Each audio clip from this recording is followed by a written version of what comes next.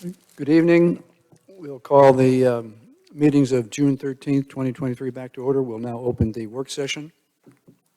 And the first item on the work session tonight is a presentation by our village manager with respect to the Metropolitan Planning Organization and the lead planning agency designation.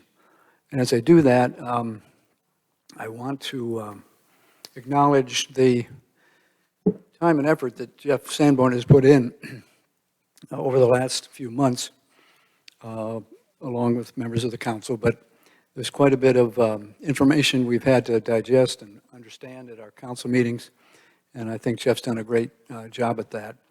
And the presentation tonight will be a presentation he made, at least part of it, to the MPO 10 days ago with respect to how Pinehurst could be the lead organization there.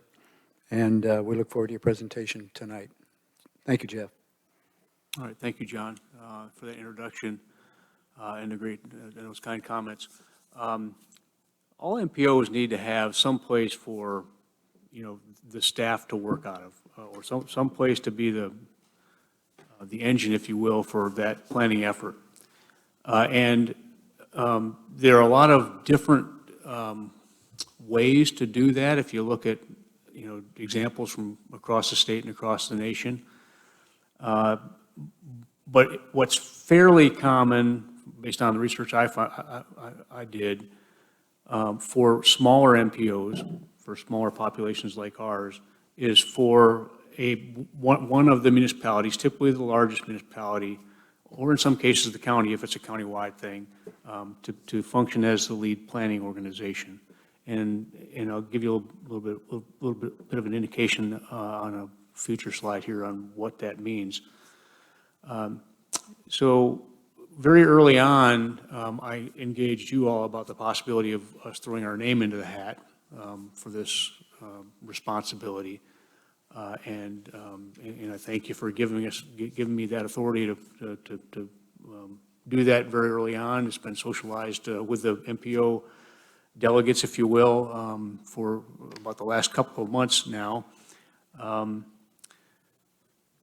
At one point in time, I think apart from us, there was some potential interest that was communicated from Moore County, and there was some interest from what was at the time TJ Cog, now is the Central Pines Council of Governments, to do that for us. When we last met, the meeting prior to this meeting last week, because there were at that time multiple organizations that were interested, they asked that interested parties potentially come to this last meeting prepared with a, maybe a proposal or with some talking points about how they might see this happening if their organization was designated as lead planning organization. So I put together this presentation and I provided it to the group last week. And now my mouse doesn't work. There we go. So what does an LPA do? What I did was I went through all the files of other MPOs that exist in the state of North Carolina, particularly the smaller ones, because I thought the lessons learned from how they do things would be more applicable to our case here in southern Moore County, and for what wound up being designated as the Sand Hills area MPO. And what I found was in the memorandums of understanding that that define how each of these organizations are supposed to function, descriptions of what an LPA is and does and what their particular LPA, how it should operate, in some cases was almost non-existent, and in some cases there was a pretty meaningful list of things to consider, or functions or responsibilities. And I found that the lists that were pretty extensive were also very similar. So if somebody picked up on a good list or a good idea and they wound up using it in their organization as well, and on and on and on. So what you see on this slide in large part, reflects what I found in some of those better documents. But I also added a few things that I thought were missing. And I took that list and I split it between things that are done by the actual staff that's assigned to an MPO or the people that would be doing MPO planning, and what would be done by the host organization, in this case, designated as Village of Pinehurst Support. So on the MPO staff side, arranging meetings and agendas, administering the planning processes in accordance with the MPO procedures, goals, and objectives, preparing a prospectus and a work program. There's that word prospectus. When I read that, I wondered, okay, what is this thing? What I found was that it's a very common thing too, and it's a very common thing because it's actually based on a draft that was recommended by the Federal Highway Administration, if I recall correctly.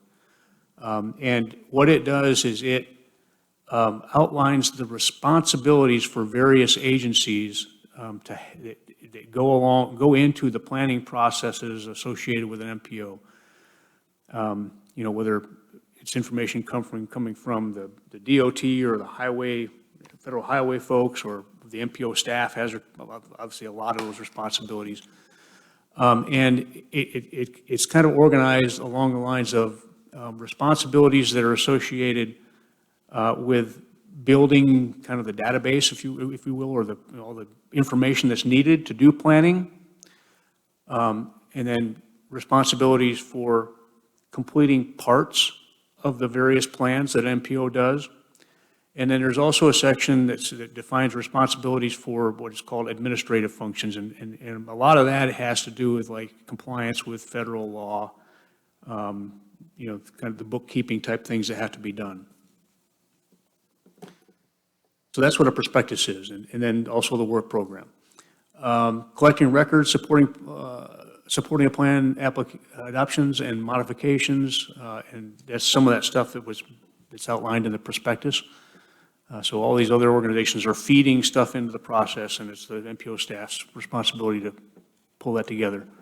Submitting adopted plans to DOT for their adoption. Coordinating project prioritization for funding. That's what we're doing, this conversation earlier about prioritization 7.0, right? So when we have an MPO, it will have that same function that TARPO is doing for us right now. And then coordinating with member governments for any local government achievement or participation in desired transportation projects that might fall outside the realm of state or federal funding. And I can envision maybe in southern Moore County, Aberdeen and Southern Pines and the Village of Pinehurst in the future might have a desire to work together on a greenway trail that went through our area. All of our municipalities are linking them all up in certain ways or something that would be done with local funding only, potentially. So that would also be a function of the staff. And then on the side of the support that comes from, would come from our local government, we would provide a secretary, what's called a secretary. You might think of that as the clerk, to the two committees in the MPO, the advisory committee and the technical committee. The advisory committee is made up of elected officials appointed from all of the local governments, and then a member of the Board of Transportation and a couple of other people that can be added as well at the discretion of the organization. And then the technical committee is typically made up of all the technical folks, right? You get the managers and planners and division engineer, for example, from Division 8, and federal highway representation. If we had a transit system, they'd come to the table there as well. So there is some flexibility, but I digress. Our Village of Pinehurst responsibility would be to provide somebody to fulfill that secretarial role. It might be Kelly, it might be Shannon from the planning department, it might be somebody else. This is to be determined in the future. Jeff, can I back up and ask you a question? Mm-hmm. I'm trying to get a context for this. When you went to this meeting, were you asked to prepare this for, so you the only one that did a proposal like this? I'm trying to think of your audience, and was this like new information to them, or were they all so it was new information, so you were having to educate them, or I'm trying to figure out who's your audience and what was their understanding, and were they happy to have that you did all this work and sort of advanced the ball on this? Yeah, I think that it's probably all over the map, the people in the room. Some people had done enough research that they understood a lot of this stuff beforehand, and other people, it might have been the first time that they had seen it. To answer your question, in the end, yes, I was the only person that made a presentation. I guess it seems like we've really taken a leadership role in the formation of this organization, and therefore how it's going to move forward. Yes, let me answer part of that, Jeff. I think we have, yeah. I mean, there have been some there have been several key driver people in this group that have been advancing this process, but not all from the Village of Pinehurst, but I think that we've certainly done our share. Well, based on this alone, now, it would seem that that's the case. But I think that's true. There, as Jeff mentioned, but just to reiterate, there were 2 or 3 other organizations that might have wanted to provide this role, the lead role. But in the end, and it was agreed at the last meeting, the meeting before the one we just had, it was suggested that a presentation should be made by any interested parties. So Jeff went about doing this research and presenting this organizational chart you'll begin to see, and all of that was very well received by all of the other representatives from the towns and the county and others who were there. that helps. So this Okay. is the And- this is the nuts and bolts of how this organization is going to chug forward. Yeah, I think it's maybe it's a It's a first effort. yeah. And there are going to be some It's changes to It's that. an I initial think. proposal. I think there's a lot to be determined yet, but it's more of a sketch, if you will, I think. But we seem to be taking a leadership role in the formation and the operation of how this is going to play out. And it's got to be done by when? The end of this year? We have to have it approved, and not only by all our local governments, and not just in theory. We have to have the actual memorandum of understanding approved by all our local governments and then sent to the Department of Transportation for approval as well before the December 31st. So this has got to move at a steady pace till the end of the year. Yeah, well, and we have elections, right? So ideally, and we've made this point to the group as well, ideally, we'd like to have local government approval of the MOU before the November. elections, so you're not trying to re-educate a whole new crew, and, it would be starting over from zero again, so. Well, thanks for that background. Maintaining minutes and records, serving as a records custodian, support preparation and execution of MPO general fund budget. So it would be a separate, distinct general fund that would be managed by our finance department. No commingling of funds that could get us into real or perceived trouble. Support the MPO with so our IT support to whatever the MPO needs, we'd be on tap to do that as well. Provide facilities and office space, and I'll show you that on a future slide. Support the hiring and other hiring of staff and other HR-related support to that staff, and provide daily supervision, accountability, and payroll functions to the MPO staff, whether that's one person or 2 people or whatever in the future. All right, let's see if I can get my mouse working again. All right, so I showed this kind of organizational diagram, and I said a way, and I was clear to the group that we need to think very carefully about this in the future, because we want to make sure we get this right. But on this side of the slide, you see those 2 committees, right? So this is purely MPO. And then all this over here, this is Village of Pinehurst support. And then this is what you could call the MPO staff. Now, they'd be embedded with the Village of Pinehurst, but, they actually work for this organization over here. So try to describe how all of that might work. And so what I outlined was different types of reporting and coordinating relationships. And the one that's most easy for most of us to understand is this one right here. This is a typical supervisory relationship. If we had a two-person staff, one would report to the other one. So that's kind of a simple thing, right? But then these green dashed lines indicate a policy role, right? The TAC is a policy organization, just like the Village of Pinehurst Council is a policy organization. So, and so the TAC would have policy oversight over the TCC and the MPO staff.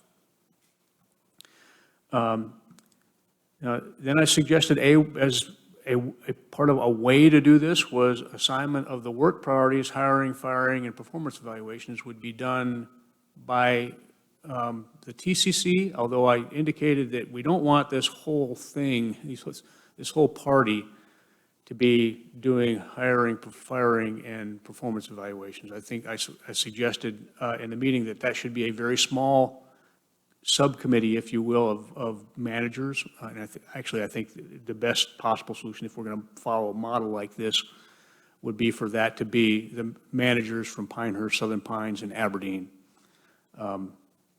3 people, keep it as simple as possible. And the reason to do this is because there's a lot of there's a fair amount of concern about undue influence, right? And so we want to try to eliminate the perceptions of undue influence, and so having that supervisory role shared among other local governments in this organization may be a good thing. And then daily supervision would be done by Alex, as depicted here. I suggested it could be me as well, or one of the other 2 managers. But again, this is a way. And then we have these supporting relationships from our human resources, finance, IT, facilities maintenance, and then the secretary, whoever that is that's designated to do this job. I made the point in our conversation with the group that I think that these people ultimately need to be Village of Pinehurst employees. And I said that for a couple of key reasons. First, we need to figure out a way to make sure that we can have provisioning of a competitive benefits package. So we want to be able to hire and retain quality people, right? And we want these people to be nested in an environment that's supported by mature and well thought out human resources policies and other things that help to protect them. And that suggestion was pretty well received by the group as well. Now, I provided a caveat or a concern I have about this, though, that if these folks are Village of Pinehurst employees, then we are on the hook for any employee-related risk. And the example I brought up was a post-employment dispute. And the concern that maybe the example that I used to illustrate that was if that dispute was associated with this relationship. So the problem might be over here, but the Village of Pinehurst might be saddled with a risk. So we'd have to be very careful about thinking this through in the future. I don't know what the right answer is yet. I think it was Reagan Parsons suggested that there may be a way to just put the right language in the MOU that establishes the requirement for the MPO to share in that burden in an appropriate way.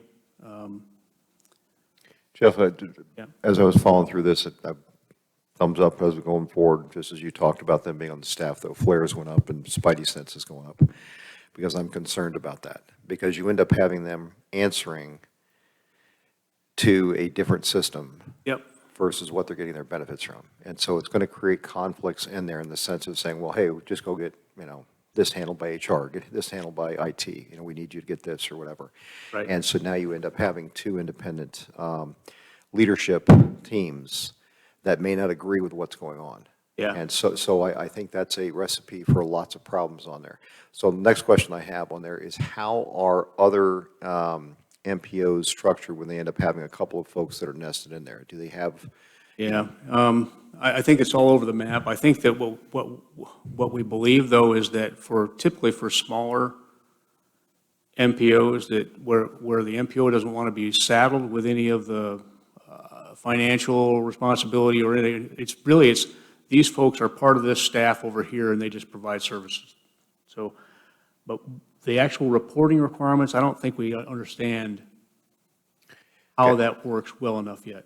From my background experience on this, if you were to tell me that they are going to be nested as part of our staff and that the final authority rests in you to say, this is what's going on, I don't have a problem with that. Yeah.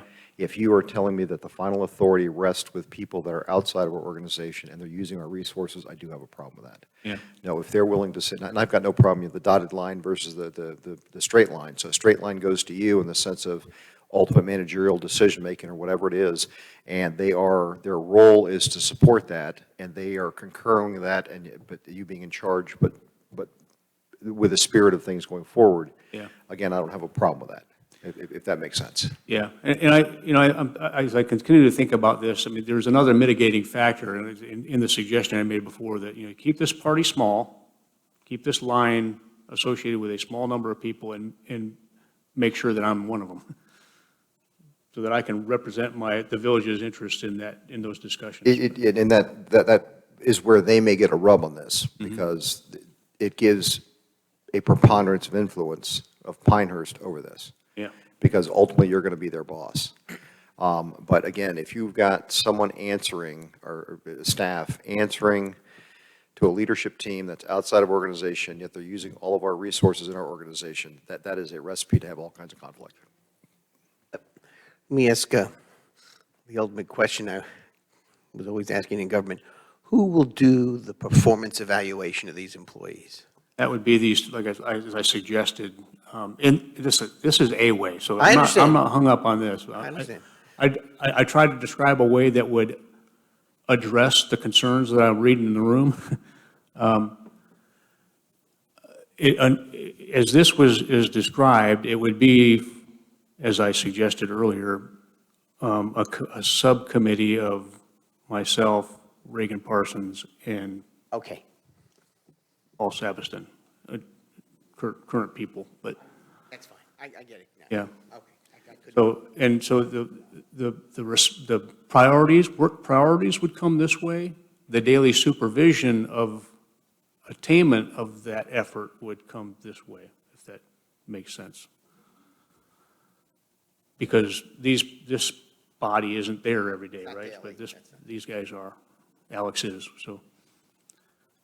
There are definitely some warts on this that we need to think through to make sure that we don't step into something. All right, so then, again, so in previous conversations, there had been a lot of conversation about firewalls and protections of against undue influence, and I called that fidelity in this slide. But and in conversations with Jason, he's told me that with regard to their email and their documentation, electronic documentation, and all that can be firewalled on our server, or it can be on a separate service, whatever the policy body wants, and we can adjust that in the future if they want to change it. It's not a big deal. Hiring, as I just described before, hiring, firing, and performance evaluations done by some element of the TCC. And you'll see on the next slide that I've made a proposal with regard to facilities that makes the staff's accessibility to all of our other local government members of the MPO very easy. And this was a key, what I expected to be a key differentiating fact between us and Central Pines, is the fact that we could make sure that we had the staff local and accessible to all of our local governments. Because the more accessible they are to all of us, the more we can protect against undue influence. whether it's by other local governments or by, for example, Central Pines. I'm not suggesting that would be a problem, but, and so this is our idea of what to do with regard to facilities. I think everybody's familiar with this old entrance to the planning department that we don't use anymore. And you know, last year we had this converted into a couple office spaces until we completed that wing upstairs to kind of uncoil things. But right now, it's just being used, this storage area is just being used for storage space, and we still have this entrance available.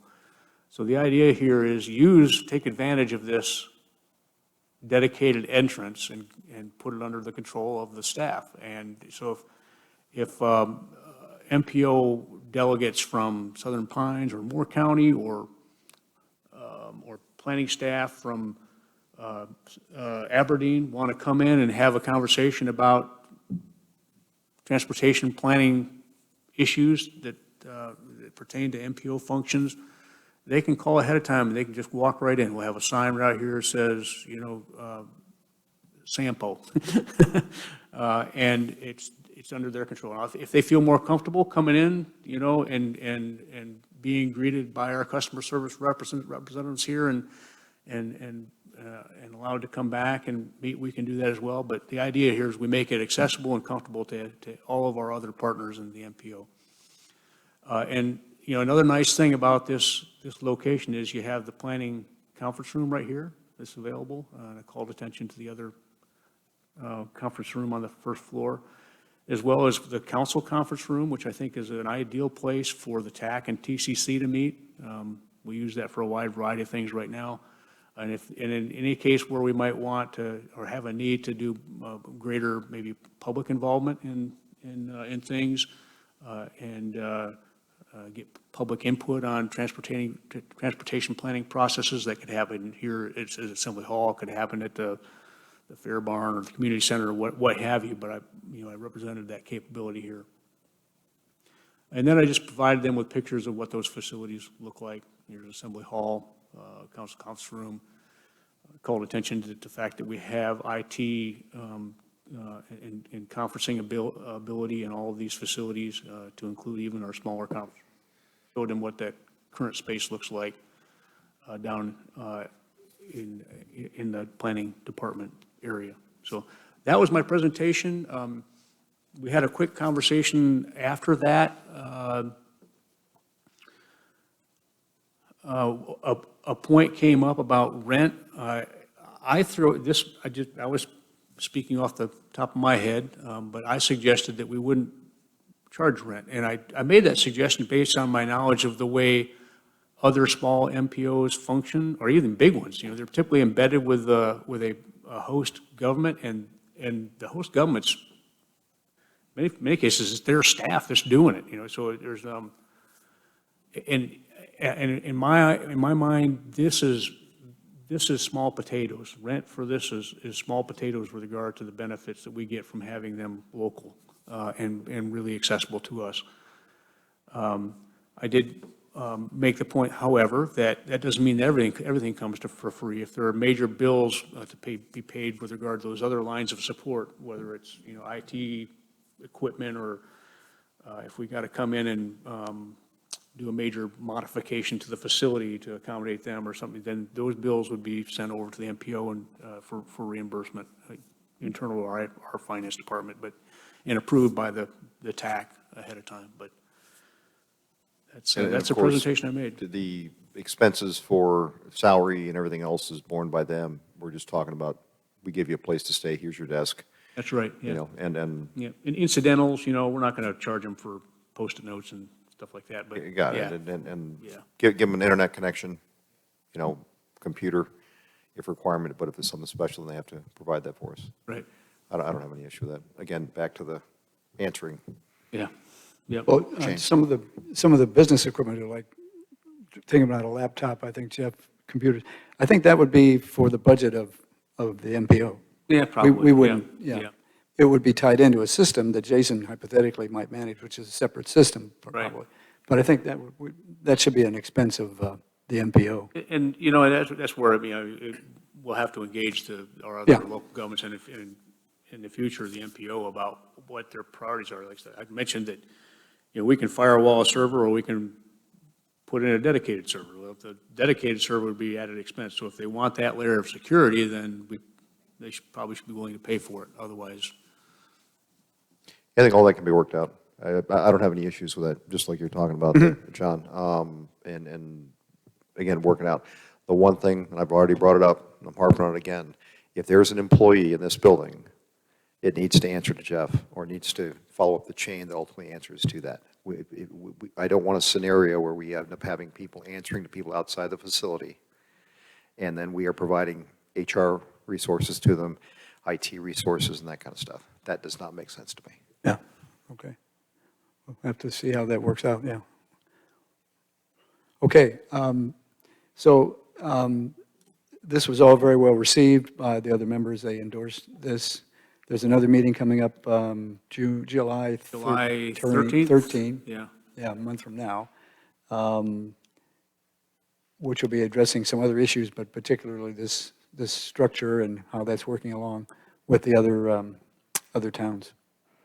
But it is coming together, and I think it was proceeding rather slowly for the first few months, but based on the last meeting, we really made quite a bit of progress with this presentation, people generally seeming to support that, and the issue of the name and moving ahead with the map.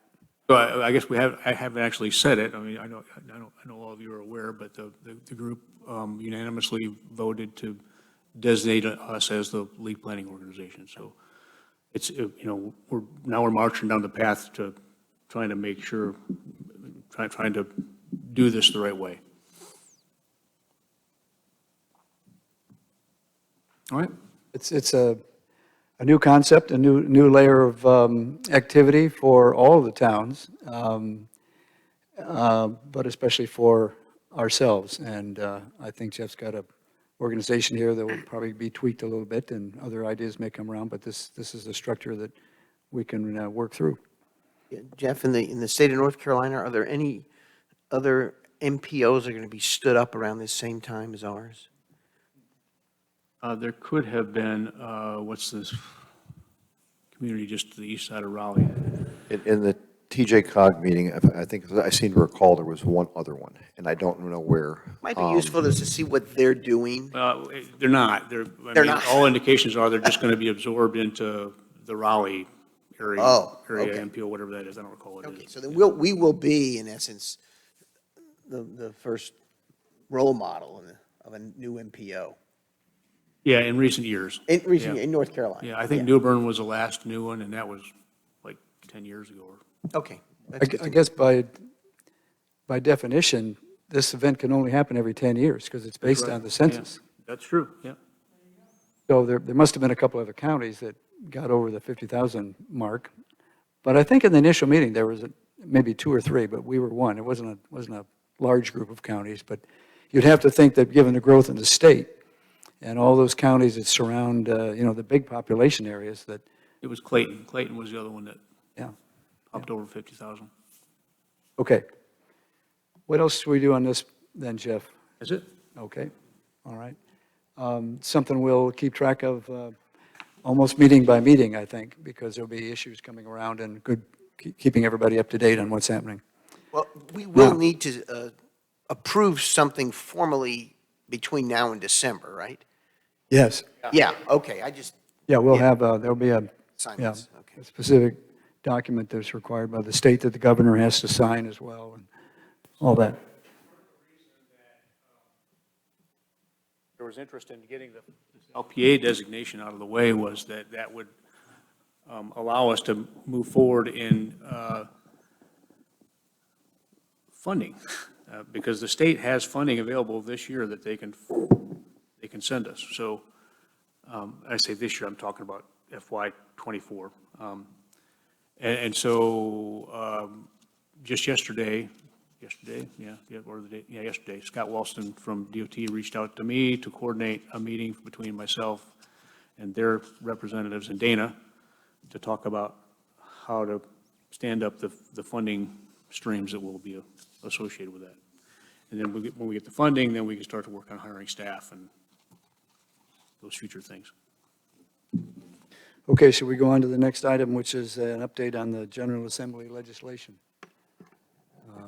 I don't know if you all saw this, but.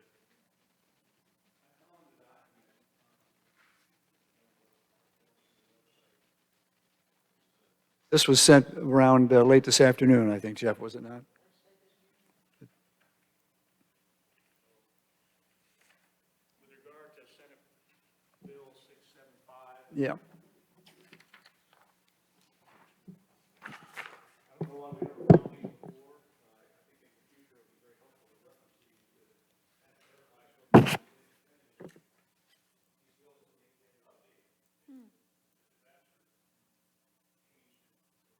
well, you see the date on this is 6 June 23, which was the day that the bill went through the Finance Committee in the Senate, and that last revision was added to it that added that very confusing language at the end that I can't understand regarding the county population size. And this document clarifies that the legislative intent, although it doesn't seem that clear in the bill, is in fact to not have this elimination of ETJs apply to counties that have populations greater than 50,000.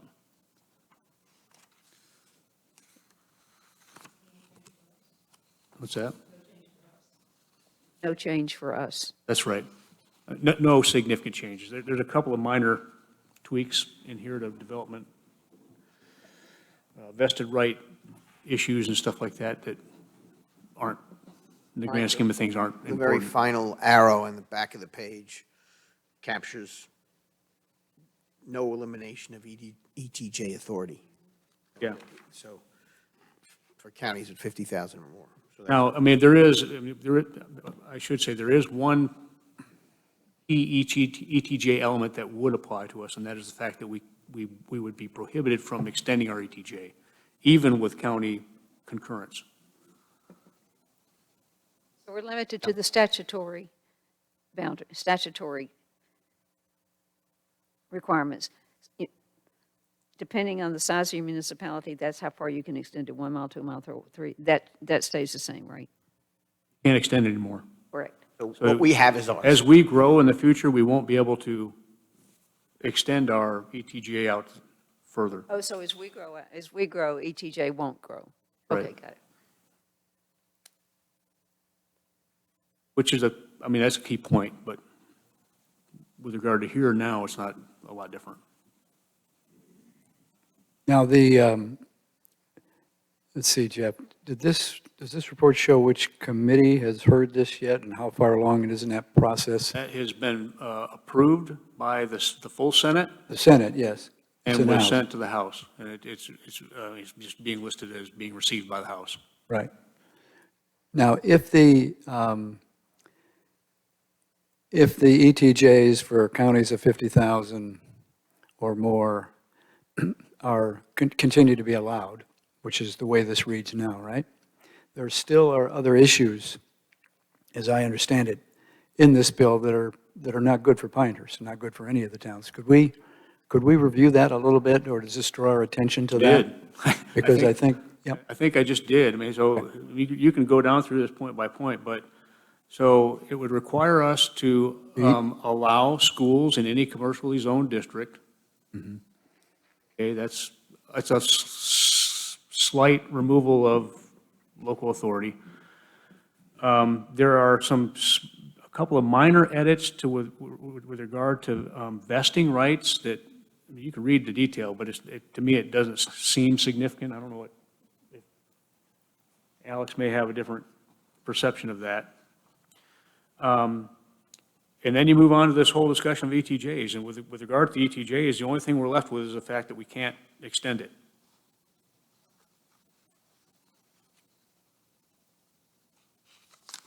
Was there anything on the immediate horizon that we were thinking of extending them to, Jeff? I don't even recall a discussion of that nature. Sorry? Was there anything on the horizon that we were thinking of Yeah. extending? Yeah, we actually applied to the county commissioners for authority to extend our ETJ 5 years ago 5 years ago, or okay. so. We never made it past the planning and zoning board. Okay, so that's where it stays, so it stays where it But, is. I mean, you don't, in the environment we operate in right now, it's not realistic that we're going to extend our ETJ anyway, Right. because we have to get county commissioner approval.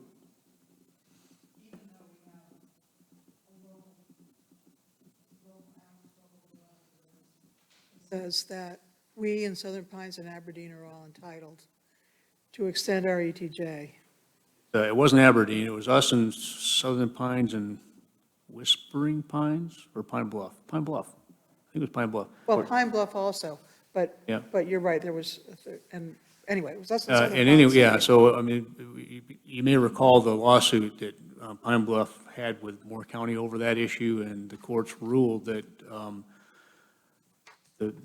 the language in the general statutes, that's in the general statutes currently, is newer than that local bill, and therefore the local bill didn't apply anymore.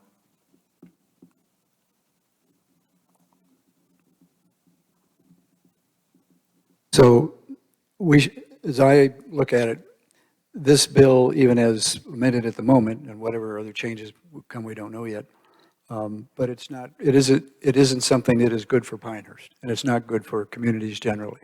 So my position is we should continue to object to that and speak to our elected representatives about that. The commissioners, I think, I don't know, I think they're still having a work session on this on Thursday morning. That was called last week. Yeah, it's curious to me why, with the way this stands now, why they would even have a position on it. I was going to ask the same question. I guess what I've heard is, we can't extend our ETJ, Yeah, but we weren't really, going to do it wasn't on the anyway. horizon, it's okay. And people can now allow a public school building somewhere in a commercially zoned district. Okay, I don't know how many of those get built, every other year. So I'm trying to figure out what is our hook of objection? What is there for us to feel strongly about to say, oh, this bill is not good for Pinehurst? I would agree. I think what we're seeing now has toned down a whole lot from what I understood at the start. Yeah, I mean, just a couple weeks ago, we were staring at elimination of all ETJs and a cap of 8,700 square feet on minimum lot sizes. I don't think this really affects us much. Yeah. They in essence carved not just us, but every county over 50,000 people out of it. I mean, they're exempting a whole bunch of counties. Yeah, What does the League of Municipalities think? I haven't had an update from them. I mean, at one time, they were urging us to oppose this, Yes. but that was before those changes. You know how many counties would be impacted by this? We could do the research. It wouldn't be that hard, but I don't know off the top of my head. Yeah, on the Oh, is back it? sheet. Yeah. That's true. Is it shown on this page? I know it was in the bill itself. Yeah, they're at the bottom, back page there. Oh, yeah. So there's a number, quite a number. Let's see, I'm counting them.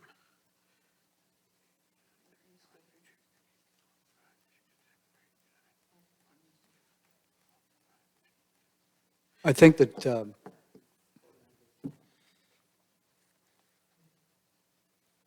Foxfire, probably Whispering Pines, at least from what I was hearing late last week, where even when these changes were just announced, we're still concerned about some of the restrictions that now would apply, even though the bill's in a better position, as we've just mentioned.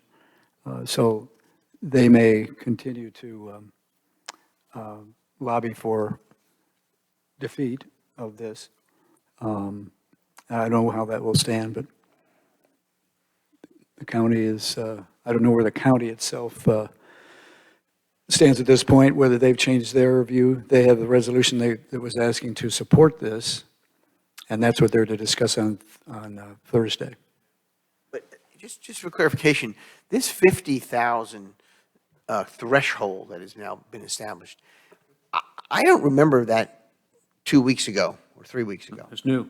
So therefore, Foxfire and these other communities, when they were reaching their sort of conclusions, much like we were, they thought they were going to be subjected to this. And now, looks like they won't be. But certainly, as you read it, I mean, That's how I'm reading it. as the bill as passed by the state senate doesn't do that, doesn't harm them. Half the counties in the state will be affected. Right, but we're not one of them. Okay. Is the decennial census the 10-year one? Yeah. Okay. This clarifies a lot for me, thank you. And what happened to 409? Yeah, Uh, accessory dwellings, It right? was received by the Senate and nothing's been happened. Nothing's happened. It's still in the Rules Committee. In the senate, Yeah. has it passed the house, remind me? Okay. And anybody worried about it, or do they think it's kind of dead, or? No, I think that the league is still very concerned about that one. Jeff, could you, maybe tomorrow, we could check with the league, see what their policy is on 409 and 675. But we already know what their policy is on 409. They urged us very strongly to oppose it, and nothing's changed in it, so. Okay, I didn't know if anything had changed in that, so, all right. And did our letter oppose 409 as well? Yes. Yes, it did, as well as 675. Yeah. Well, maybe they have I'd like to know what their position is on 675. I can look at their website, they may have a position paper out, or we could talk to. I'm sure they Aaron. oppose it. I just, but I don't know. No, They're not going to oppose it as strongly as they were originally, I don't think. Okay. Our local representatives are doing on any, Tom McGinnis voted for 675. Now, I'm not sure all these changes were in it then. It must have been, I guess. Yeah. And Neil, I know I haven't spoken to him. I will do that. I think he is very much concerned still about some of the aspects of this bill that remain, that he feels, that he understands would be problematic for counties, for municipalities. But he's obviously hearing from the other side as well. Anybody else know anything from, anybody spoke to Neil? I've spoken to Neil. And effectively, what you're talking about, he's looking for middle ground, which I think this provides. And Does he represent, doesn't he have part of a neighboring county? Yes, Is that one of the counties that? Randolph County. No. No, okay. Yeah. Then okay. Then yeah, Ashbros and Randolph County, that's way more than 50. Wait, are you talking about 409? Yeah, but I was talking about I 675. know 409, he said something about setbacks, and he thought setbacks had been adjusted in a way that was favorable. They But were adjusted from 5 feet to 10 feet, which is still not really acceptable, but yeah, Well, in that case, in 409, Neil voted for that after saying that these setbacks had changed, had been more appealing to him. So the House passed that. That's in the Senate. So we have these two bills, one in one chamber and the other in the other, under both under consideration at this time.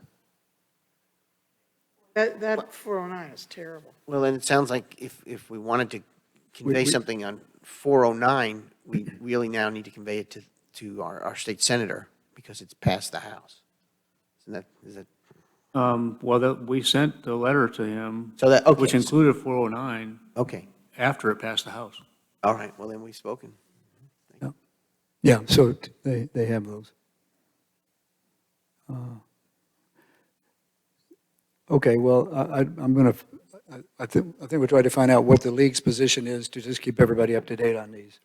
And we'll circulate that. If there's something in writing, which I imagine there is. Okay. I don't think they've ever provided anything in writing other than telling us through the planning channels what the impact of these bills is and urging us to. It goes both ways. It depends on what the local municipality is. It's all over the place. I'm part of a, Alex, would you come up? I'm sorry. Hard to hear. You all guys, you all can come up to the front row here and answer a few questions as we go along. But Alex, go ahead and answer Jeff's question if you would. Thank you.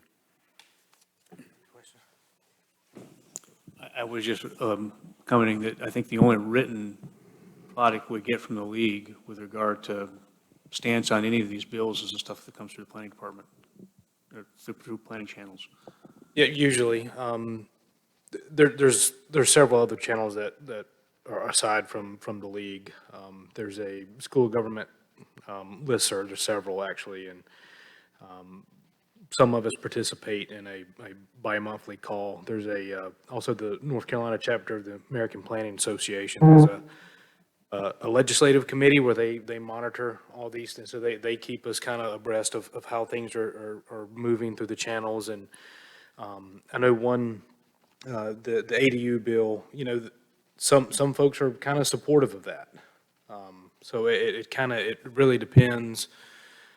Someone on the local jurisdiction or the areas. Obviously, I would assume that the folks with the league or those who are advocating for municipality statewide may still have issues with 675, as it does impact half of the counties within the state.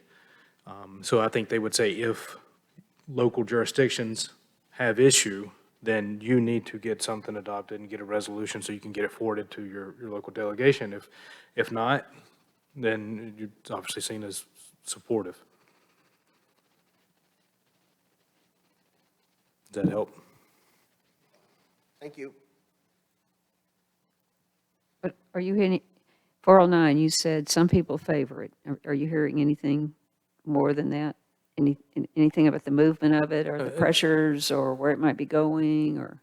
No, that legislative update committee they do a very good job of keeping track of when things happen. And for that one in particular, I've not heard anything in a while regarding that bill. Been sitting there for a while. 675 has garnered most of the attention in the past 3 weeks, which I did look, and it did pass a first reading with the House today, and it's referred to a committee. Say again, Alex, 675 you're talking about? Yep. This So is the information as of revisions as today? noted, yep. And what was that? I couldn't hear you right. It passed a first reading in the House today and was referred to a committee.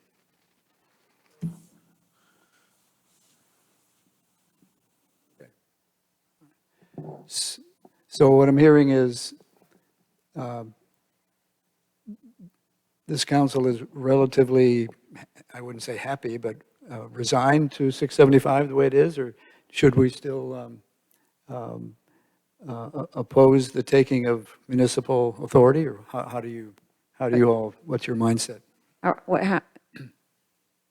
We're left unchanged, other than we cannot extend our ETJ again and again. But how long is it going to be before we extend our municipal boundaries and we'll run into this ETJ extension prohibition?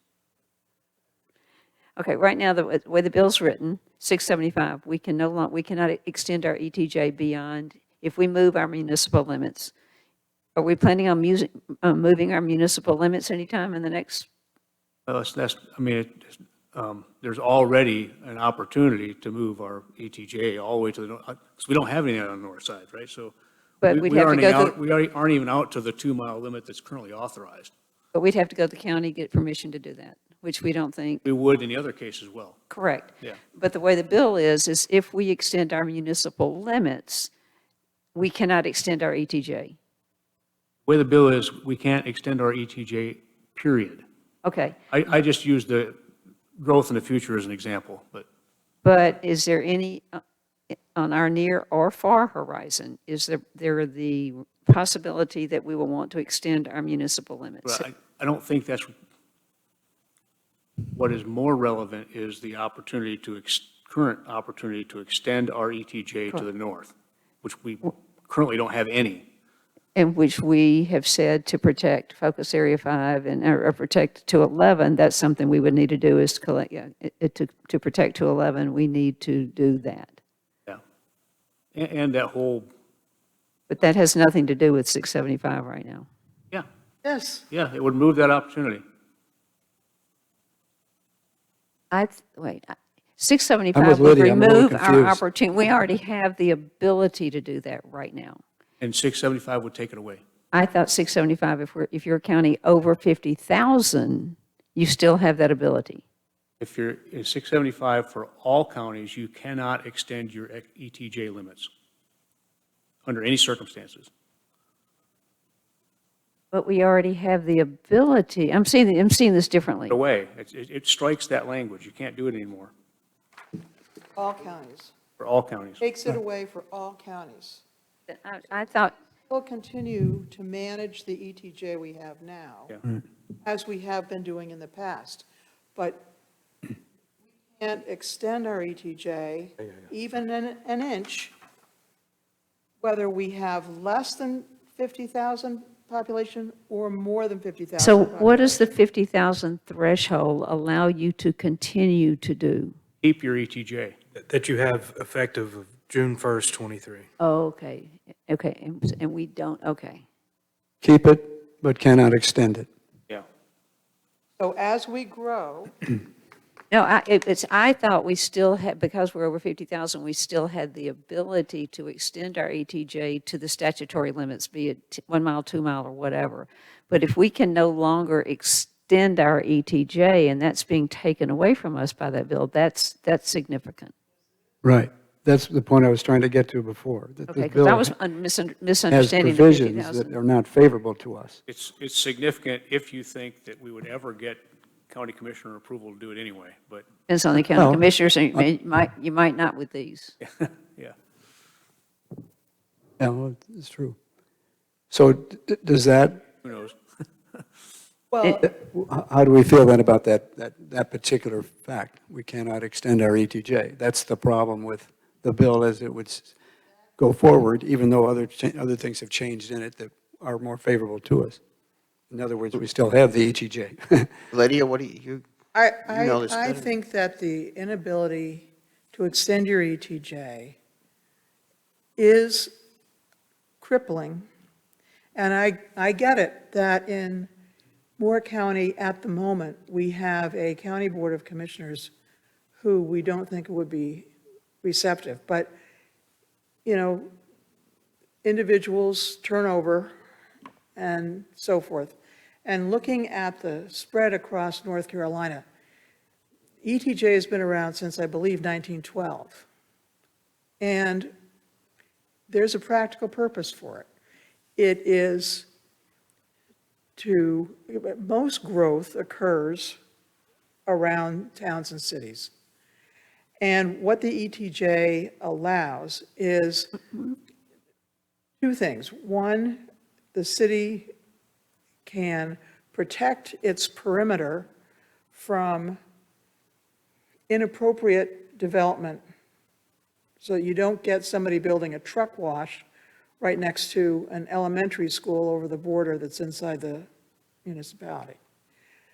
And the second thing it allows is to coordinate good development and planning so you can line up your infrastructure and all those kinds of things, so that as the town grows, it grows in an orderly way. And it makes very little sense to me, very, very little sense to me, to take that away. Means we're okay now as long as we don't grow.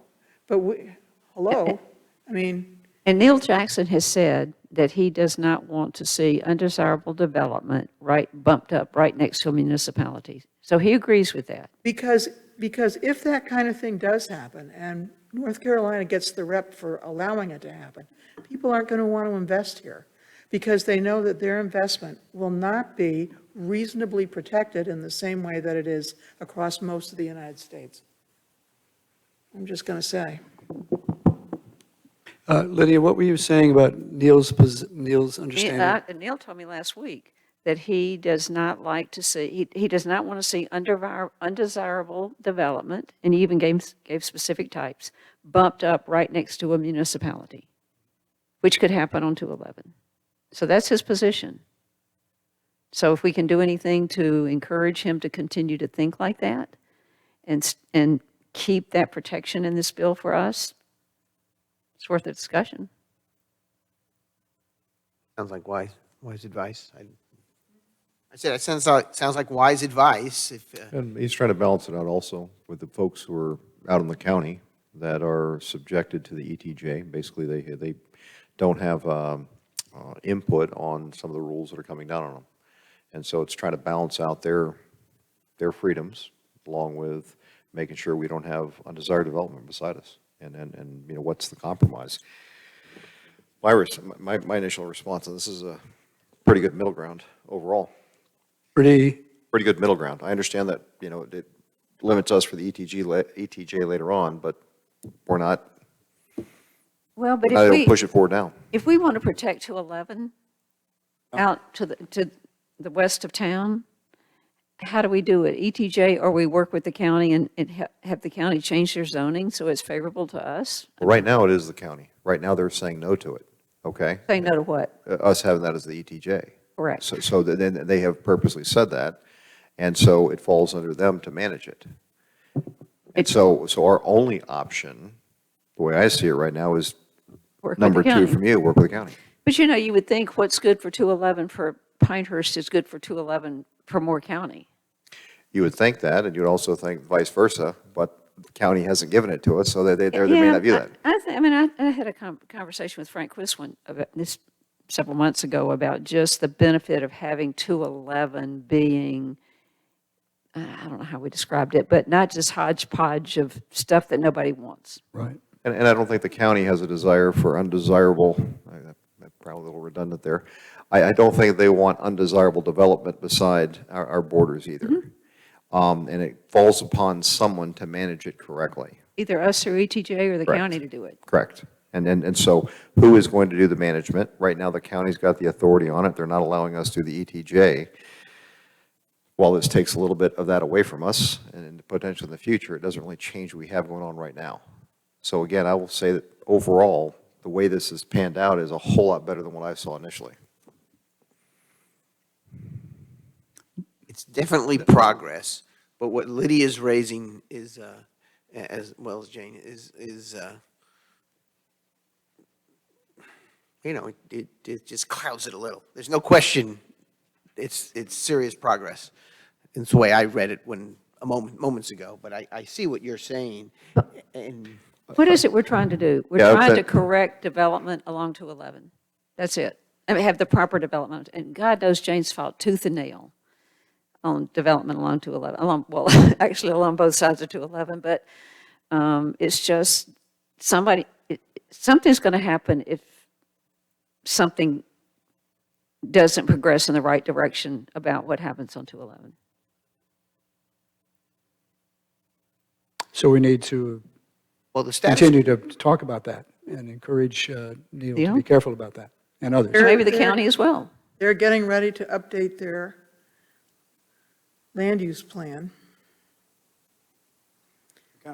Yep. I mean, maybe that's an opportunity, but, Well, am I right? The status quo is that we are officially on record opposed to 675. yes. Okay, that's our last sort of formal communication with our elected representatives. So it's now past one house. So the next stop on this train ride is to re-engage with probably Neil.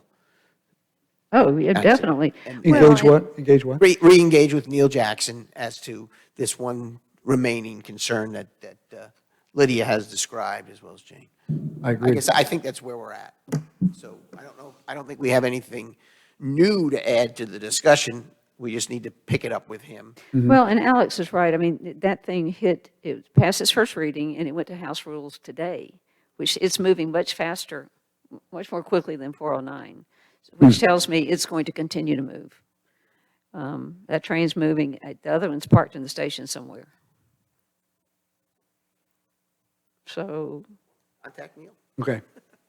What problem does the 675 solve for somebody?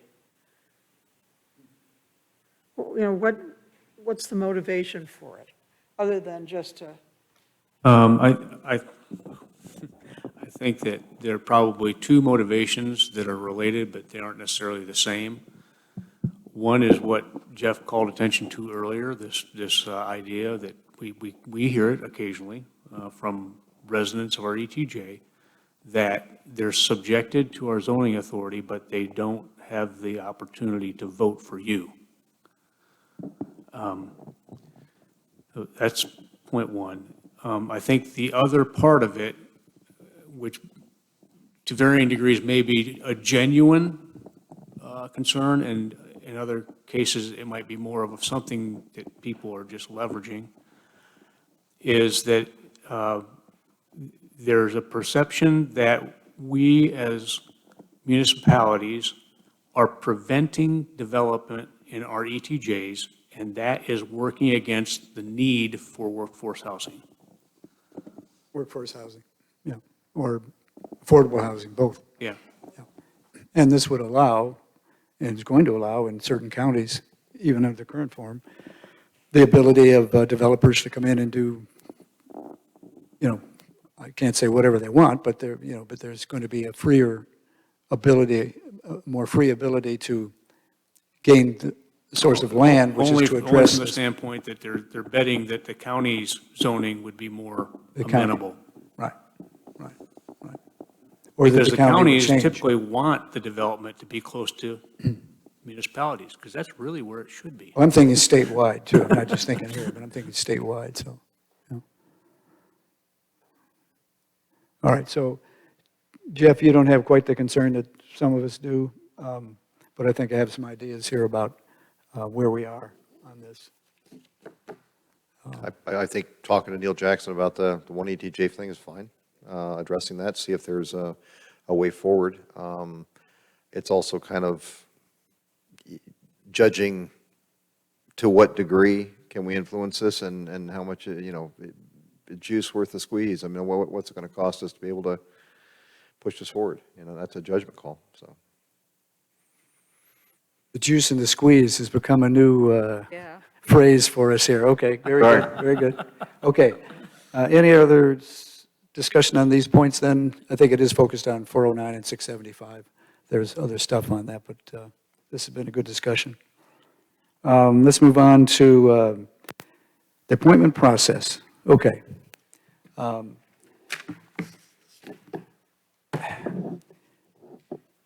I think we've all talked about this a bit. And the reason I think it's important we discuss this is that I continue to feel that when candidates come to us, whether for the HPC or the planning board especially, it's still a kind of awkward situation where we've not met or maybe not even know individuals are being proposed to us, that it's a little bit awkward for the committees involved, the people who are being nominated, and that's not a good situation for the council to operate in.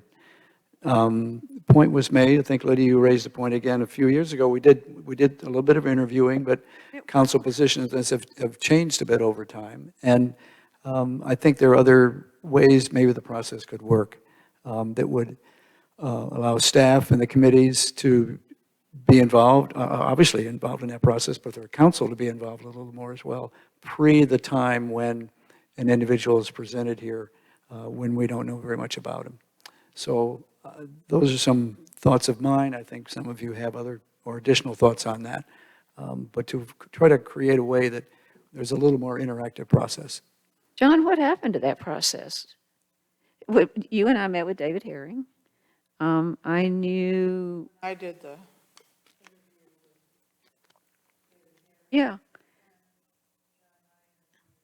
Matt Jones. Oh, and I knew Matt Jones, but I mean, I thought that process worked well, where at least two of us met the candidate. And I don't know what happened to that process. I don't think it was ever formalized. Am I correct? I think that's right. I think we're working under a process now that has some history of formalization to it. It's not, it's what we have. And so I think this is on the agenda to discuss how do we alter that that might reflect a little more involvement of the council, rather, as opposed to, seeing people for the first time and meeting them here. I certainly don't want to go in the full-time personal interview business, but I will say to Lydia, because when I read her email about reflecting on a previous decision that she and Jane, that predates Dr. Morgan and myself here on the council, I thought to myself, well, that's not a bad way to handle things. But we haven't done that, at least in the last year and a half. So anyway, that's my thoughts. In discussion starting a few years ago, which I think led to these interviews at least for a while, I think one of the concepts that was being expressed by members of the then council was something like this, a sort of a schedule. Let's say that there's a opening going to be, there's an opening by the term limit for the planning board of the HPC. Would it work, say, 2 months in advance of that, picking a number? This is an idea that some have discussed before. Would it be that 2 months in advance, the staff and the committee person, committee head, would meet, the clerk would have advertised the vacancy potentially, the current person who is filling that position would be consulted as to whether they want to be renewed again or they're at their end of their term, so that might play a difference on how the notice would be worked. But anyway, about 2 months in advance, that all would be sorted out, and information would be sent to generate, if needed, applicants, okay? And then at some point in there would be a time when the staff, maybe with a council member or not, would cull through and pick out 3 or 4 names. Hopefully we have multiple names. And maybe some point in that segment of events, sequence of events, a council member or two might be able, with the staff or separately, as was done before, to meet with and get to know and talk about the background of the candidate or candidates at hand. So that when a recommendation comes to us, some of us have at least met the person, there's a background that's pretty fully explained, and it's a more comfortable situation when a person comes for discussion at the council level. So that's a little bit of a framework. It's open for comment. And Jeff, maybe you and Alex have your history on that. What you just described, John, I think creates the opportunity where one council member has a veto on anybody that has serious consideration. How is that? That you said a member of staff and one council member would decide who gets to be interviewed. Well, I'm talking in pretty broad terms here about a concept. The specifics of it, to prevent any kind of, veto or whatnot, Jeff, I don't see that happening, but go ahead, please. But look, just to be frank, John, we've been living this for a long time, right? And it's pretty clear that to varying degrees, some council members, over a very long period of time, are very interested in getting people they know and they're comfortable with appointed on these boards. Jeff, you're What saying if- that's not a new thing. You said it's been No, it's going. not, it's not something that's unique to U5. This has been going on for the whole time that I've been here. I've been watching it, okay? And the idea that one council member would have essentially the veto authority on who gets serious consideration, I think is problematic. Okay. I'm not sure I follow the idea of the veto there, Jeff, but let's come back to that. I'll think that through. Go ahead. Pat? I think I'm following what you're saying, and following. let me address in a couple of ways. Because I put thought into this. I've raised this concern over a year ago because I was just uncomfortable with it. I had no objection to anyone, and I voted for everybody who's ever been nominated, and I don't think I've known a single one of them. Okay, so that it's not about the persons with me. To me, it's more about the process we follow as the elected officials who are designated to appoint people to these bodies. I had once outlined a process, or what I would call it, sort of a ranked choice, where the staff would come up with applications. They would put the ones they think meet the qualifications. They would send the paperwork to all of us. We would all blindly rank these people. And you'd add up the points, 3, 2, 1, and the top point getter would then be submitted to the council for overall approval. We wouldn't know how the other ones voted on on each other. We would just have it and turn it back in. I put that aside because when I heard, when Lydia described what the experience she had, I thought to myself, well, maybe there's a little better way to do this. A little different from what you're suggesting, Mr. Mayor. I think that anytime there's a pending vacancy, I would say 3 months, not 2 months, applications come in, and the mayor should designate 2, not 1, 2 members of the council, and you can't designate yourself, whoever the mayor is, to work with the staff and the chairman of the particular committee to sort of vet and come up with the best choice recommendation so that there would not be one person who could veto something. They need 2 of them if you want to use that theory. And I think by having 2 council members sit in the process, from the reviewing the applications to the interviews, 2 people help balance things out. And it would not be the same 2 people every time. There'd be some rotation to it. And so then we would, for those of us who might not be among those 2, we would know that the name coming forth, that's a recommendation, which is what it would be at that point, has at least 2 of our colleagues have sort of said, this is a pretty good choice.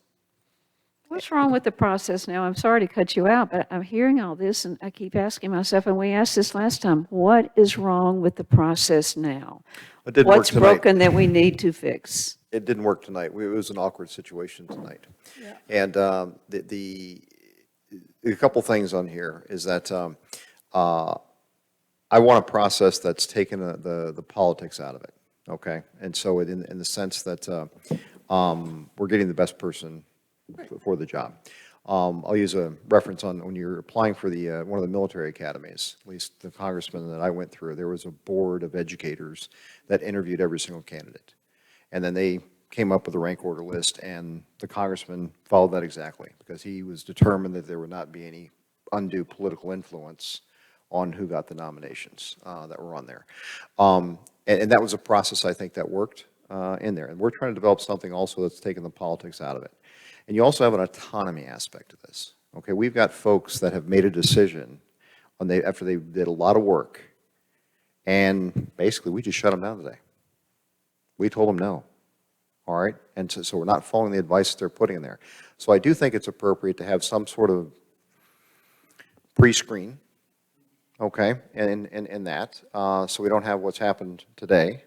But I still think that having them go through the applications and identifying who they recommend, and then even if you want to have 2 groups of 2 from council, go and meet them. So you now have 4 people and just say, hey, I'm just meeting you. But what you're doing is you're taking the individual that was recommended from that group and saying yay or nay. Are you talking, okay, to me, tonight was a one-off when I look at all of the successful appointments we've had over, I don't know how many years. And you used Jeremy as the last time we talked, and you were very strong in saying the system works, the process works, and you used Jeremy as an example. But when I watch P&Z and when I watch all of our boards and commissions, the talent we have on these is exceptional. And that tells me the process has been working. So I'm trying to figure out what's broken.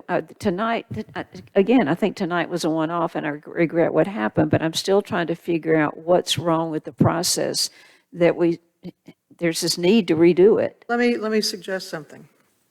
And this happened right after we came on council.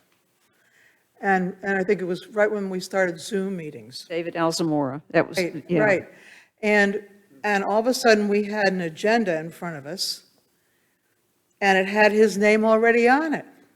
And that's when we Wait a agreed. second, I remember when I was a kid, one time I came home from school and I had a little pal in tow, and my mother was sitting outside talking to another mom or whatever, and I went up with the little kid, and I said to my mother, can Sarah stay over for dinner at our house?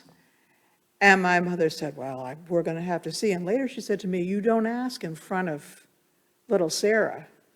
You ask me because I don't want to have to say no to little Sarah, right? It was that kind of a situation. And I felt very uncomfortable with that earlier David Alzamora. application because what are you going to, who are you? But you know what? That's another one that he was a good P and Z member. But are you Yes, saying? he was a good PNC member, but at the time, I felt like, how am I going to make a decision? How am I going Yeah. to question this person? What am I supposed to say? Who are you and what do you know and why Are are you you? guys, let me ask a How could question. I possibly say no? And it was very, I think the comment, Jeff, so what I'm suggesting is, and this has happened now over and over and over and over and over again, that we see an agenda put up in Nova's agenda, and it's already got the person's name on it. You want us to interview him before the? I don't know that, interviewing seemed to be a good thing, but I would like communication with us before the name goes on, so that if then we have, a question, say, well, wait a second, we've got a reservation about this or a question about that, we can do it before the poor person, comes in. But Jane, from what I'm Can I- hearing you can I say, go ahead. I think what Jeff was advocating for, though, is trust us.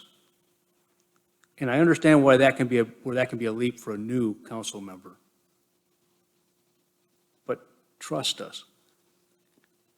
And then one other point I'd like to make is that the person you shot down tonight, I made an effort to communicate with you over a period of weeks about his application, the fact that I thought he was a strong candidate. It was in a couple of my weekly reports. Ahead of time, nobody said a thing except for John.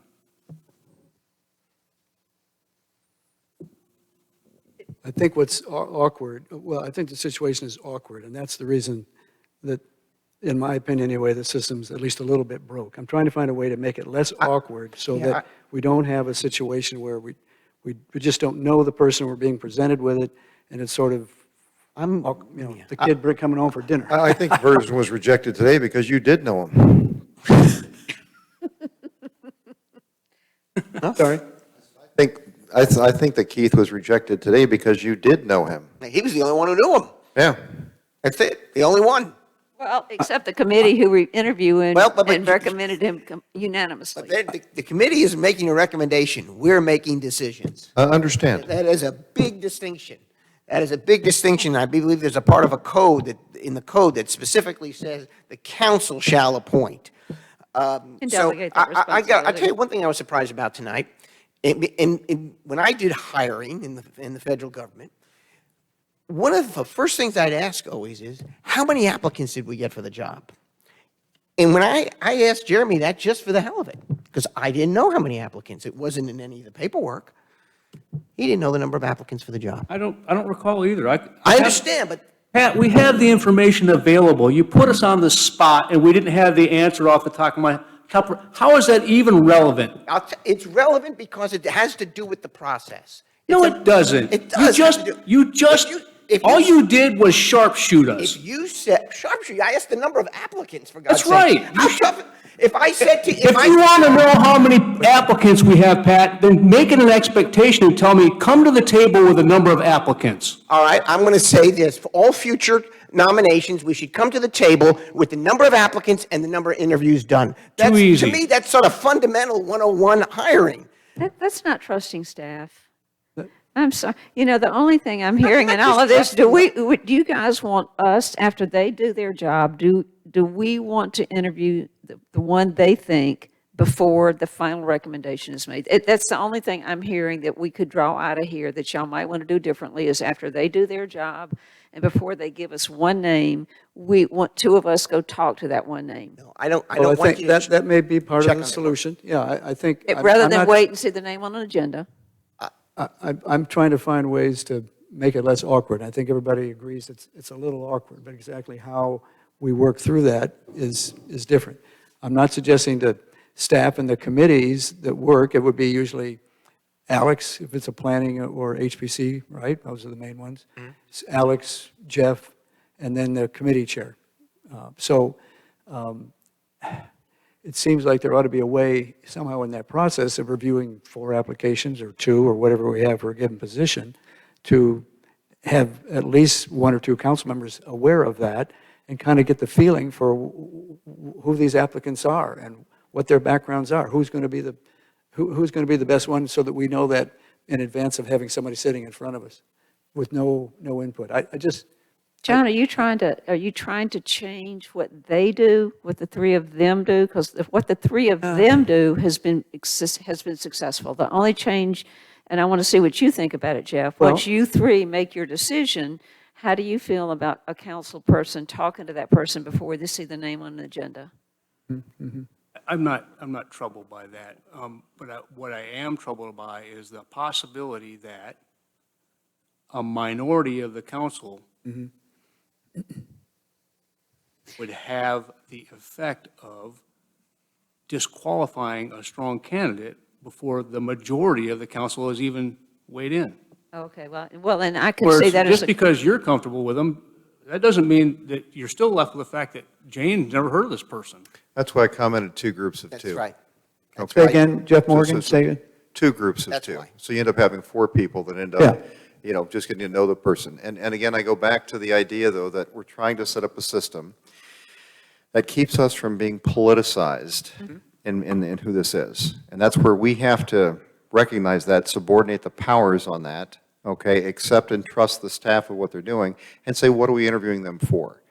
Are they acceptable, not acceptable? The veto type of thing, okay? If there's any major glaring factors that would end up keeping somebody from being nominated on there, not doing their job, okay? Right. All right. So is the suggestion that we have in future instances that the mayor designate 2 members of the council, either at random or by choice, or people who want Draw to volunteer? names out of a hat. I don't know. What's that? Draw names out of a hat if you Draw want to them make out, it. whatever, and that they begin the process with staff that is reviewing, as applications come in, no. they review them, and they can, no way, or No. put them in the pile to interview, and then they No, engage in the that's interview. what we're talking about. what are you talking about? We're talking about is have them do their selection. They end up giving a name forward. Continue. John Smith, okay? John Smith is our recommendation. So then you end up having a couple council members go, hey, we're going to meet with John Smith and say hello and, see if you have the qualifications for doing this. And then you have a couple other council members that go meet with John Smith and say, okay, do you have the qualifications? And you've had 4 people meet. But what you're doing there is you're taking away the potential of politicization out of that, and you're still empowering the staff, okay, on the selection. And that's what we're trying to do. I actually think by doing it that way, you're having a little more politics in it. Well, the other thing would just be accept their nomination. So that's why I'm saying have them involved. I mean, if 2 members of the council sit down with the staff, they look at these applications, and they narrow down, so they've done the first step. They narrow down the list of most qualified to interview, And then they get, so that list shrinks from the number of applications, if we have a lot. If we have one or two, doesn't matter much. But if we have a bunch, and then we get down to the ones that should be interviewed, and they're involved in that process, I think that insulates the politics. I disagree. I think it makes it much worse. Pat, why do you want it, it sounds to me like you are trying to change a process that works. No, I'm trying to change a process that we demonstrated tonight didn't work. The process of their selecting a good candidate works. It's worked again and again and again. Look at our boards and commissions. That's living proof that it works. I have Actually, not objected to a single Lydia, I'm member not- of our board or commission. I think we've done very, very well over a period of years, Yeah, decades. terrific. But I can't say that every nomination that's been made turned out or was the best person at the time. And I think that's where this awkwardness exists. And Well, I think the awkwardness, the reason we did what we did with Matt Jones and with David Herring was so some council people would have some face time with this person before we saw a name on an agenda. Yeah, And that, to me, that was a good process, and then it just suddenly ended. thinking about it now, I think Southern COVID ended it. I think during COVID. Actually, is when we- David Allison Moore was a COVID person. Well, it could have. Yeah, right. Yeah, you're right, it could have, because, yep. Alex, you were about to say something, I think. Did you? I thought Jane had a question, and Please. What do Southern Pines and Aberdeen do, just out of curiosity? Never asked them. What's that, Jeff? I've never asked them. Never asked them, okay. How many applicants are we receiving these days, for either of these, our major positions? A year or two ago, it seemed like had 6 or 8 names in a file, and now I think it's come down a little bit. Are we still attracting? We're doing more, They kind of peak and valley. I'd say in a given year for planning and zoning, we might get 6. and I think that's if like we've done this past year, where we've known there's anticipated vacancies, and so we've put out publications Yeah. seeking opportunities. I don't recall a time where we've interviewed so many candidates in the course of the past 6 months. And how long, if somebody files an application, how long do you retain it before you say, well, it's kind of, Yeah, so some of them just based on an interview, results, we don't contact them again. In some cases, just based on the application, we had an application from somebody that lived in National. Actually, we did that interview, actually. They have a Pinehurst mailing address. Wait, where do you live? let's annex it. Pinehurst mailing Yeah. address. But if the good candidates, we'll keep them on file and sometimes bring them back for a second interview. Maybe they weren't the best candidate for the earlier, but they Yeah, might well, I be, hope- they might rise to the top the next or time. you might around. have had a couple of good ones and you can only pick one. Yeah, We have one spot. and I think we've interviewed Angelique 3 times. My memory serves me, for HPC and planning zoning, not 3 for both, but. And Jeff Sanborn, all right, listen to all this. Can you think of, and having done this, can you think of any ways it could be improved?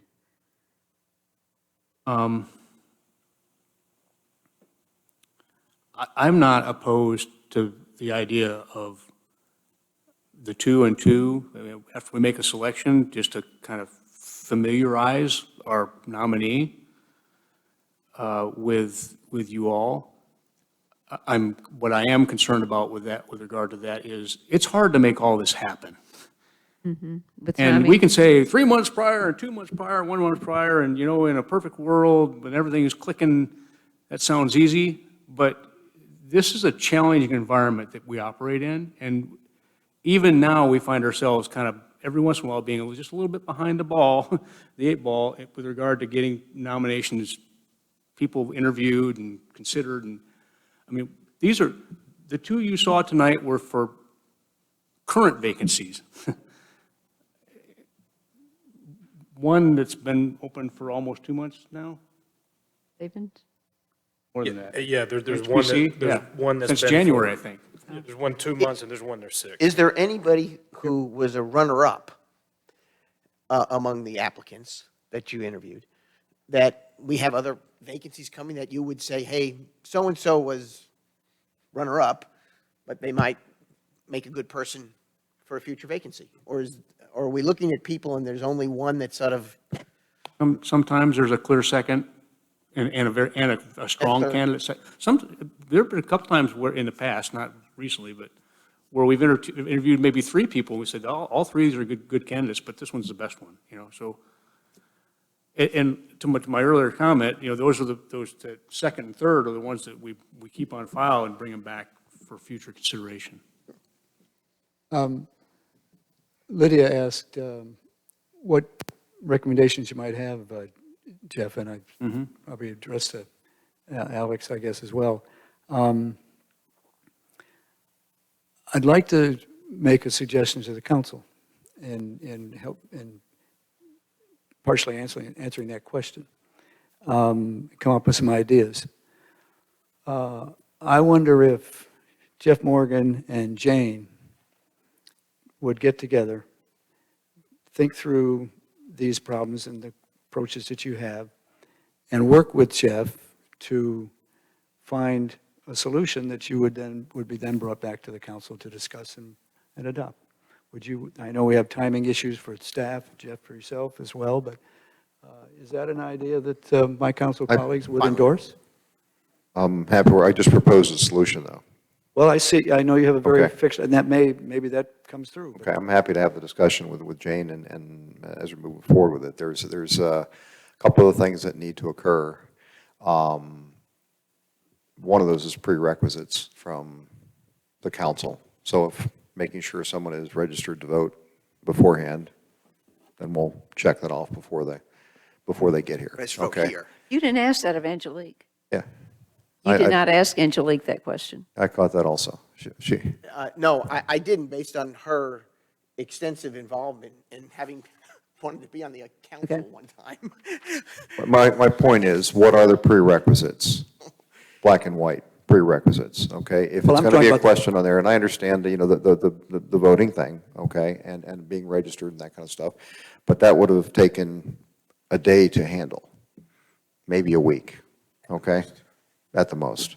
And so we had other options on there, being able to table the vote or go get registered, that kind of stuff. But identify what the prerequisites are. The other part of this is we're looking at it and saying, okay, how do we make sure, again, we are taking the politics out of it. We're empowering our staff to look at this because they're the ones who work with the folks on there. And then we're trying to also be efficient on time, okay? We can be efficient on time. We can't belabor this for 2 weeks, just like they're talking about, or 2 months, or whatever the case is. No, yeah. We have to be able to talk with people, whether it's on the phone, whether it's, a Zoom meeting, whether it's face-to-face, whatever the case may be, okay? So, I'm looking at the process. What's the best process? You're talking, in addition to that, what are some of the criteria of a candidate? yeah, and anybody who has any prerequisites on there, I would ask that you put those forward, and we do this by, through the email threads. How about if we all send to Jeff and Jane a few thoughts, and then you guys come up with a solution or Okay. recommendation? Is that fair? And I'm happy to address it, but again, I don't want to do the staff's job either.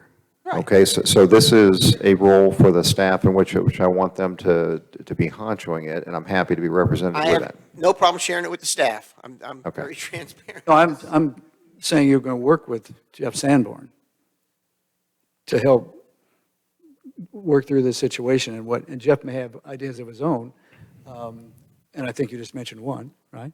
That would improve the process as you understand some of the concerns here.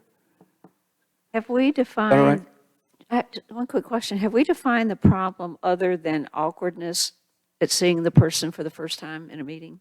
To me, that's how the problem has been defined. I'm just trying to figure out is it defined any other way? Well, I use the word awkward as one of the issues. I'm trying to think of other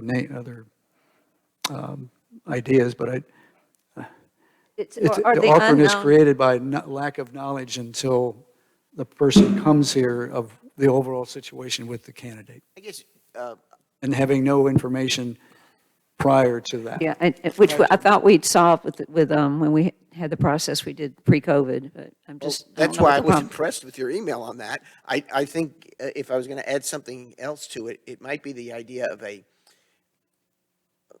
diminished role of the elected representatives in the process. I can only speak for myself, but being elected to the council and having a say or a vote in appointing folks to things, I always imagined there would be, now my experience is elsewhere for years, there would be a little more of a role for the person who's going to cast a vote to place someone on a serious advisory committee of which we are just part-time elected officials. And so these advisory committees actually have sort of more of an importance than if we were actually full-time council members, because so that to me is something related to the awkwardness point, and that has stuck with me for a while now. Well, Jeff Sanborn, I like what you say about empowering staff. Jeff Morgan. Jeff Morgan.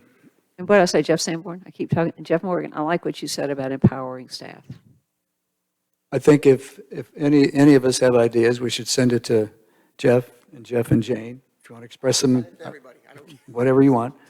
No, but I mean, send them to those three and the other members of the council, and then if you all could work together to try to find a better way, you will come up with ideas as you go. Sorry to put that idea out there, Jeff. I hope that's okay. All right. So I think that helps move the question, start to answer the question, and come up with a better policy. All right. Is there other business to come before the work session tonight? Any other issues for future agenda items? I have another few cats and dogs just for the heck of it. When's that ETA survey take place again?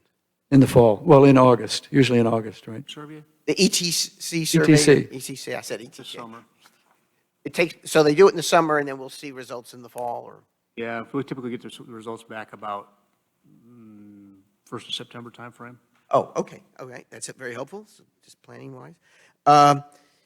The fire in the restroom Cannon Park, is there anything more from that you can discuss? I mean, I don't want to go into too much detail. 4 local teenage boys. Okay. They've all been identified, they've all been interviewed, they've confessed. It's just mischief, it was mischief on the part of kids. Okay, thank you. Is there anything more almost related to vacancy topic on the NAC coming up here? Because I know we've got a meeting, is it next week? Next Monday. Okay. Yeah. I saw, the list, the vacancies, thank you very much. Anything more brewing? Nothing more recent than what I provided in my weekly report on Friday. You got interviews scheduled through July. We've got 4 interviews scheduled this week, and those are from West Lake Pinehurst. We've already selected a nominee for North Lake Pinehurst. The next neighborhood we're going to move on to is Town East. We have 3 nominees there, or three applications from there. And then everything after that is smaller numbers of 1s and 2s because we didn't get as much interest from other neighborhoods. Do we have any communities left where no one stepped up? We do. Pinehurst number 7. Yeah, and I've made a note to myself on number 7. I'm going to find out who the HOA board and president is and see what's going on there. Now, the other people, not necessarily from that board that apply, but I at least would make that. I want to point out, as Jeff had just said, that Jeff and the others have spent a very extensive period of time doing these interviews for the NAC over the last few weeks. No, I appreciate that. It's good. It takes some time. I mean, trying to line up the calendars of 3 managers, a clerk, and these individual interviewees who might have other Right. life priorities when you want to interview them. So the other neighborhood we don't have an application from is Lake Pinehurst East. And also Pinehurst South, that kind of newly designated neighborhood that doesn't yes. have a lot of homes in it right now. Well, I don't know. Hopefully we get some, but we, in the past, the NAC would function with vacancies, so, right? Sure, yeah. It's not We'll do our best to get it filled up by 1st of September, or whatever that first meeting is. Okay, thank you. Question on the water tank removal. I know you've described it in the past as it's not your average removal of something. Yeah. What do you see on the horizon?